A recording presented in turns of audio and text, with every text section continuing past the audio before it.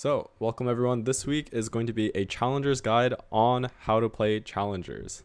It's going to be pretty exciting. And today is the patch 13.14 B patch. So that means invokers have all been nerfed. Tarek is no longer a crazy menace. He is just a menace now. And we are able to play other comps other than Tarek, Soraka, Karma. So today is going to be challengers. A quick terminology before we get into it. I'll be talking about a couple different stages this game or this lesson. So if I say like stage 3-5, that means it's stage 3 round 5, or if I say stage 4-1, that means it's stage 4 round 1. So the example is that if I say like 2-1, then that is just stage 2 round 1. Other stuff, so snowballing, if you're not aware, it's like it basically just means like once something happens, it will lead to a chain reaction of like other events. So that's really relevant in challengers because once you kill one unit, you're going to get a boost of attack speed and dash. So then it's kind of like snowball. You kill one thing and then it leads to everything else.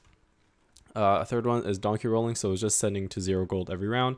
And last one is sitting. It basically means like you're rolling, and then once you've hit a specific unit or 2-star specific unit, you sit, you don't roll anymore, and you wait for a further time to continue rolling. So that's all. So as I mentioned, Challenger's Guide, today we'll talk about a quick intro, talk about BIS, so best in slot items on your core units, and then talk about what to do on stage 2, stage 3-2, stage 3-5, stage 4-1, a couple others, and then some final tips. So Challenger's introduction. The goal of playing challengers is to kill one enemy unit as fast as possible and then snowball the fight from there. The reason why is because once, as you can see from the trait here, once their target dies, the challengers will all dash to new targets and increase their attack speed bonus for 50% for 2.5 seconds. So that means you want to kill a unit as fast as possible, and then the fight will snowball from there. Challengers, you do both physical and magic damage, and this is a fast-paced comp. That means that it's not a stall comp, so you're trying to end the fight as soon as possible, and the longer the fight goes, you don't necessarily get stronger. You will for Yasuo if you build Titan's Resolve, but basically you're trying to end the fight as fast as possible. This comp, it's really easy to transition to at stage 3-5. If you lost streak, you're stage 2, so that's really good because that means you're able to force this comp if you have the right items. And if your stage 2 is just a 5 loss, you're at 60 HP and you're wondering, oh, how am I able to come back with this? You're going to send it on 3-5 on level 7, roll for a board I'm going to show you. It's going to be 6 challengers plus 3 Ionia, and you're basically going to stabilize for all of stage 3, win streak your way into stage 4, and then try to top 4 from there. So very good composition. Challengers, because they're a damage-based team, you're going to want some combat augments. So know your enemy, you have my sword, tons of stats, unified, gifts, LDP or long distance pals, idealism, defensive dash. These are all really good combat augments. So if you are playing challengers and you see any of these, it's an instant click, and they're going to buff your team a lot. Okay, so this is the level 7 board. You're going to be stuck on level 7 for a good amount of the latter half of stage 3 and stage 4 until this board is 2-starred. So as I mentioned, it's 6 challengers and 3 Ionia. 2 Juggernaut just comes from Warwick and Set, but eventually you're going to drop Set for Shen anyway. And the way it works is you're going to put your 80 items early on, so I'll just scratch these out for now. Early game, you're going to put your 80 items on Samira or Callista. Your AP items will go on Callista, and then your tank items will go on Set. Once early game has finished and you move on to your actual level 7 board, your 80 items are now going to go into Yasuo, Kaisa, and then Shen. So it's very easy because the way this comp works is there's like the lower cost units that are very easily achievable early game, like the Samira, Callista, Set, and then your higher cost units that are more in the late game, the 4 cost, Yasuo, Kaisa, and Shen, and the items transfer very easily. So you're able to play your early game very well with the correct items, and then once you hit your higher cost units, you just sell them, replace it, and then put them on the higher cost. The 2 main carries of challengers are going to be Yasuo and Kaisa, where Yasuo is a melee damage carry, which is going to be using AD items, and Kaisa is a ranged AP carry, which will be using AP items and items like Shojin. One thing to notice here is Edge of Night is mandatory on Yasuo.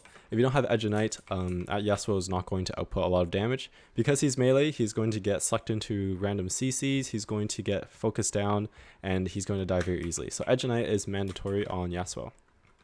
Last thing is, since you can see the front line, we're not solo frontlining, or we don't have any huge tanks in the front. That means that solo frontline items like gargoyles are not very useful. So you can use those chains, you can use those belts and cloaks for items like Shroud and Zephyr instead. But this is what your level 7 board is going to look like. It's 6 challengers, so 1, 2, 3, 4, 5, 6. And then your 7th is going to be either Set or Shen, and that is going to be providing your Ionia. Okay, so this really strong board, we'll talk about how to get there. So stage 2, there's 2 potential boards you could play. You're going to be playing Challenger Stage 2 if you're dropped bows, swords, and chains. This means that you're able to make your Titans. You can also get gloves and make your Infinity Edge. But basically, these are going to be AD items. You can also have AP items. However, there's not too many Challenger-oriented boards that you can have carrying AP units as placeholders, apart from Callista. But Callista is a bit harder to get early. And this is going to be your very common level 4 board where you have 3 Ionia plus Challenger. You're going to put your items on, your 80 items on Jin in this case, because he has 3 Ionia, so he gets that plus 20 AD bonus, as opposed to Samira, which is only getting 2 Challenger with Aurelia, so it's better to put on Jin here. And then this is going to be your classic stage 4 level 4 stage 2 board, and Set is much tankier than Aurelia. Don't be fooled by Aurelia. If you get by Aurelia stats, Set is actually a lot better, so put your tank items on Set instead. And then you can eventually transfer your board to 4 challengers, and once you get Callista, and you could play Warwick as well, and then you play 2 Juggernaut, 4 challenger, and you put your items on either Callista or Samir 2, depending on what you have. But these are going to be your 2 early game boards. Remember that this comp spikes on level 7 with 6 challengers. So that means on stage 2, you don't necessarily have to pick combat augments, since you're not going to be spiking that early yet. So you can pick more econ augments or just like items. So really good econ augments, blood money and consistency. These are really good. Or I like to go Ornn in my games, so I get put off of Forge most of the time, since it's the gold augment. Gold augments occur the most. Or has the highest % chance of occurring on stage 2-1. And items like Trickster's Glass or Death Defiance are really good. Trickster's Glass you can just put on any 2-star unit, and then you basically have an extra 2-star unit on your board. And Death Defiance is really good on Yasuo. Okay, so this is what you play stage 2. Hopefully, if you have really good items and you 2-star your units, you're able to 5-streak. If not, then you just try to kill as many units as possible while making econ. So that's stage 2. Before I even get to stage 3-2, stage 3-1, if you're 5-streaking, so 5 win, that means that you're going to go level 6 on this stage, and then play a strong board and try to continue win streaking. If you're not 5 win, and you're not very rich, then just stay level 5, sack, and then wait for stage 3-2. So let's say, so now 3-2 has come. There's basically 2 situations. The first one, as I mentioned, this board is really easy, or this comp is really easy for those that lose streak in stage 2. Sometimes that happens. You don't have a strong opener. That's okay. So if you have lost streak all of stage 2, on stage 3-2, you're going to level to 6 and roll for this board. This board is basically allowing you to get your 3 Ionian and your 4 Challenger in, and Callista and Set are your main carries for stage 3. The Set is extremely tanky once you get 3 Ionia plus Juggernaut, and Callista is a really good item carry and just unit in general for stage 3. So once you level to 6 and you roll for this board, you're going to want to 2-star your front line. You don't have to 2-star every single unit because you're trying to get to level 7 anyway. So you can't spend too much gold. Don't roll below 30. And since you're going to be trying to go level 7 on 3-5, 2 rounds right after, and then send it to level 7. So don't roll too much, but you do need to roll a little bit. So at least like 2-star some units and kill some enemy units. So that is if you're loss streaking all of stage 2. If you're like win-loss, and you have okay economy, okay HP, it's okay to wait for stage 4-1 to go level 7, and you don't necessarily need to fast 7 on 3-5. Whatever happens, you don't have to roll on 3-3. So this is the stage right after 3-2. You'll still be level 6, and you don't need to roll here because you're either going to wait for 3-5 or 4-1. Just don't roll on 3-3 and save up your money. But this is a really solid board. If you're able to get frontline items like Sunfire Cape, even a Spark is fine, but Rod, you're trying to save it for Jewel Gauntlet. But if that's the only items you have early, you might as well slam it, save some HP. It's a pretty good item. Or Sunfire Cape is really good for frontline. Items like Bramble Vest and Warmox, they're not the worst. They're good early game. Like if you have 2 belts early game, then you definitely slam your Warmogs. However, later in the game, we want to save that belt for like Zephyrs and that chain for Shroud. So this is stage 3-2. Now stage 3-5 is going to be the big one. So there's 2 situations where you go level 7 on 3-5. Either you're super rich and you're win streaking, and you want to go level 7 on stage 3-5 and continue streaking, get that extra unit in, maybe roll a bit, and just really tempo the lobby. Or the opposite, you're low HP because you're loose streaking and you need to turn things around. Either way, if you're one of these 2 conditions on 3-5, so this is right after Carousel, you picked your item, you level to 7, and then you send it for this board. You have to roll for this and this. And also the other units are very important as well. Don't just think, oh, I could skip the other units and just get 1-star Yasuo, 1-star Kai'Sa and Sit. You have to 2-star your Warwicks, 2-star your Set, especially Set. Set is really broken. Maybe not broken, but Set is really good. And then your Kalistas, Samiras, your whole board matters. So make sure to try to 2-star everything. If after you're done rolling, you're trying to get to a minimum of 10 gold. You don't necessarily want to send it to 0 if you don't have to. But if you are around 10 gold and you have both Yasuo and Kai'Sa pair, just keep rolling every round because it's going to spike you really hard or really large on once you hit this 2-star unit. So just donkey roll every round until you either get 2-star Yasuo, 2-star Kai'Sa, and then once you 2-star it, sit until 4-1 and then roll again after after Wolves. Well, that's what you're going to do on stage 3-5. Just roll for this board. It's 6 challengers, 3 Ionia, 2 Juggernaut. Remember, 80 items go on Yasuo, AP items go on Kai'Sa. And if you are able to hit this board, even like 1-star versions of the 4 costs, but like 2-star Set, 2-star Aurelia, 2-star Warwick, you are most likely going to win your 3-5 and your 3-6. Go into Wolves with a 2 streak and then roll again to complete this board. So this is still the same board, stage 4-1. So this is if this was the other condition, like if you're going through stage 3 and you're not necessarily really rich in win streaking, but you're not like losing a lot and you don't have low HP, then you're in the middle of the pack, just coast along. And then after Wolves, then you level to 7 and you roll for this board because you need to save up a bit of money and you can't send it that early on stage 3-5. For Yasuo, remember I was saying earlier, you have to prioritize Edge of Night. This unit gets caught up in random CC or just dies randomly, so having that de-aggro is extremely important. And then other items like Titan's Infinity Edge, really good on him. Hodge is okay, but Hodge is okay but he already has healing built into his kit. Once you get through Ionia, he gets a percentage of Omnivamp, but I don't recommend Bloodthirster on Yasuo.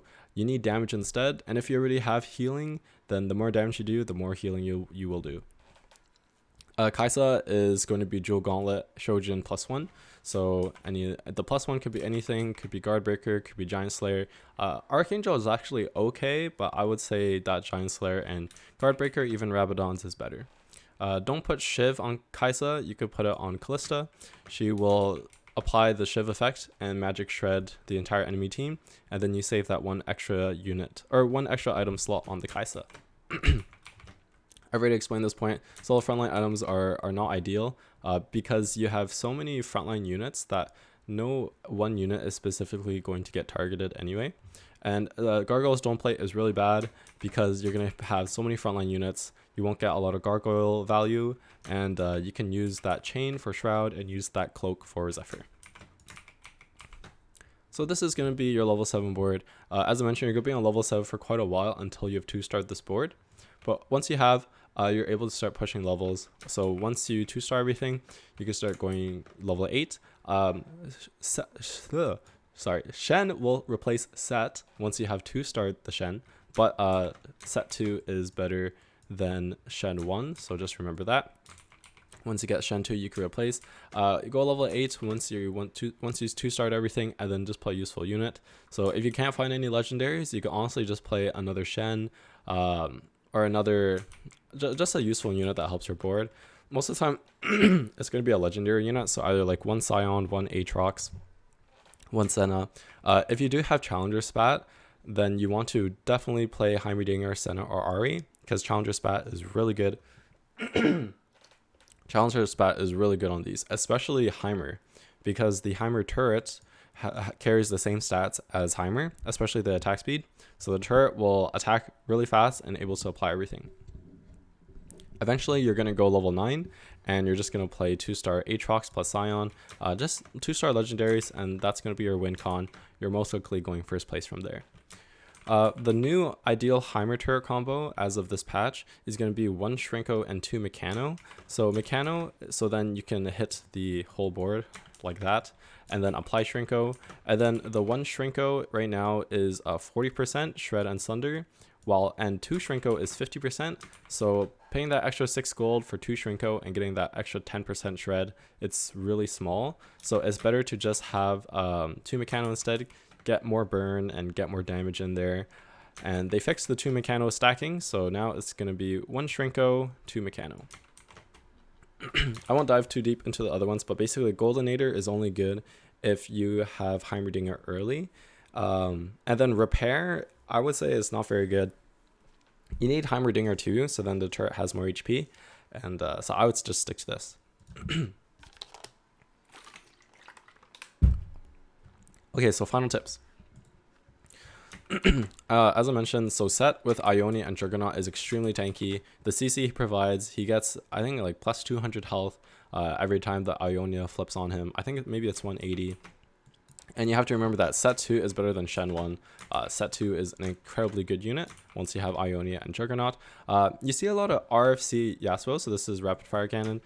The reasoning for this is there was a lot, last patch, I think, was the 4-cost carry patch. So there's a lot of Aphelios, Azir, Lux. Honestly, there still is. However, there's also a lot of reroll. So RFC Yasuo was only good into reroll, but it's bad, or only good into these like 4-cost range carries hiding in the corner, but it's really bad into reroll, because reroll, they're not one-shottable. You need better, like, more combat stats. Also, now with the Yasuo damage nerfs, it's really hard to just RFC Yasuo and one-shot the corner carry, so I do not recommend going RFC for this. I see a comment here. If Set is broken, that means that the boss is an Omega broken augment.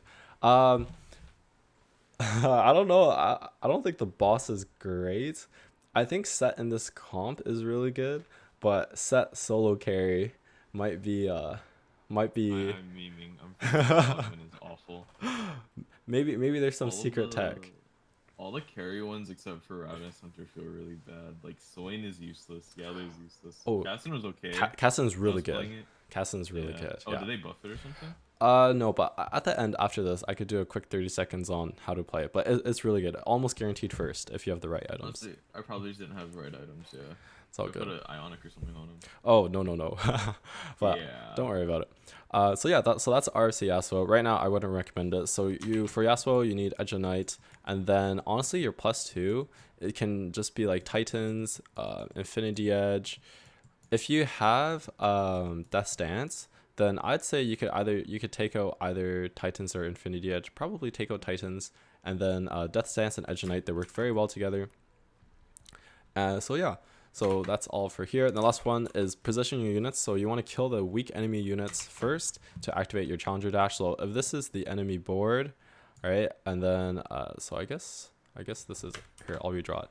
If this is the enemy board and this is your board, if you're playing against like some Aphelios board, if they have like their Sejuani here and then they have like their Tark here, then instead of positioning all like your Yasuo and your Set to attack the tanky Sejuani, you want to move them over here.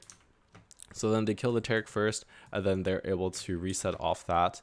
So try to make sure that your challenger units are able to kill a weak enemy unit first, and then activate that and snowball from there.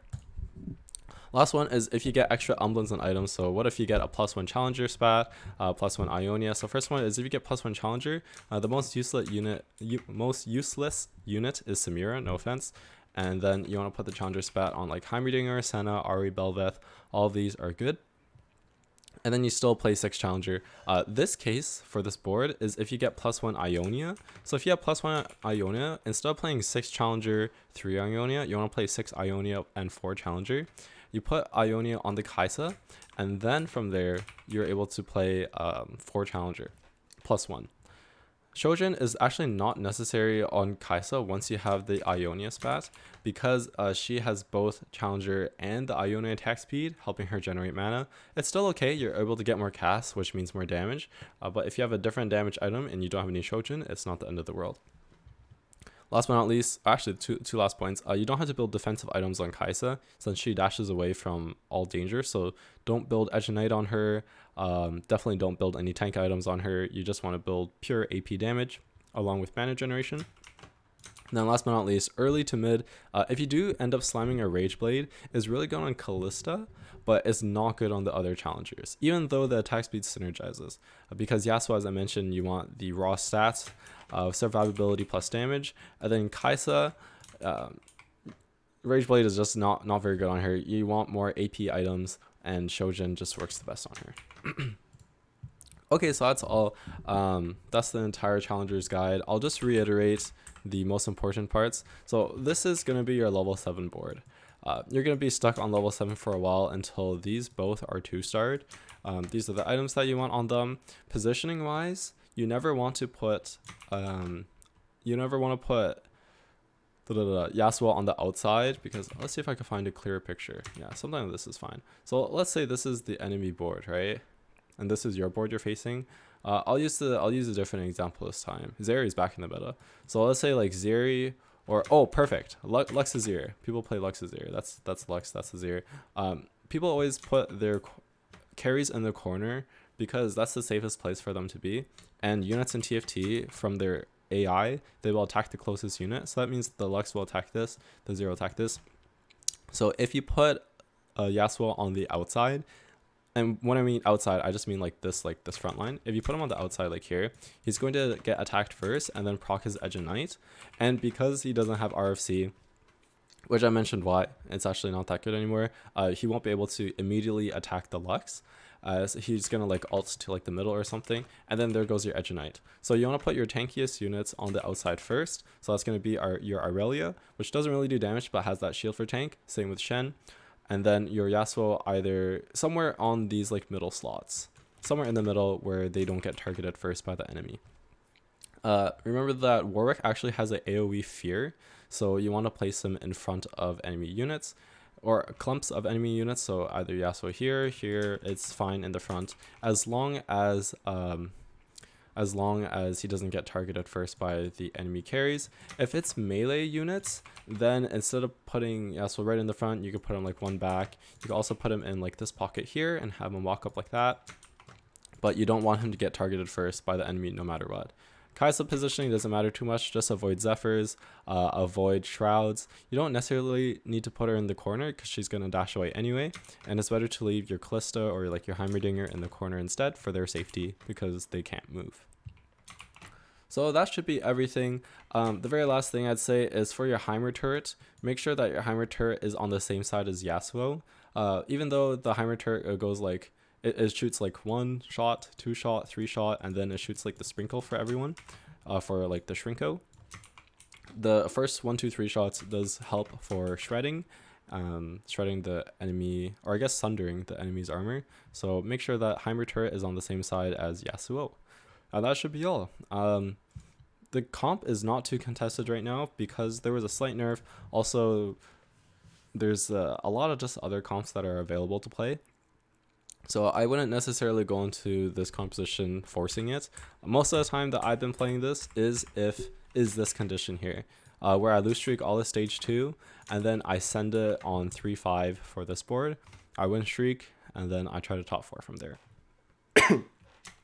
But yeah, very flexible comp. You can use AD items, use AP items, you can use cheese items. So best in slot is pretty easy to get. So that's everything for me. This week was a challenger guide on how to play challengers.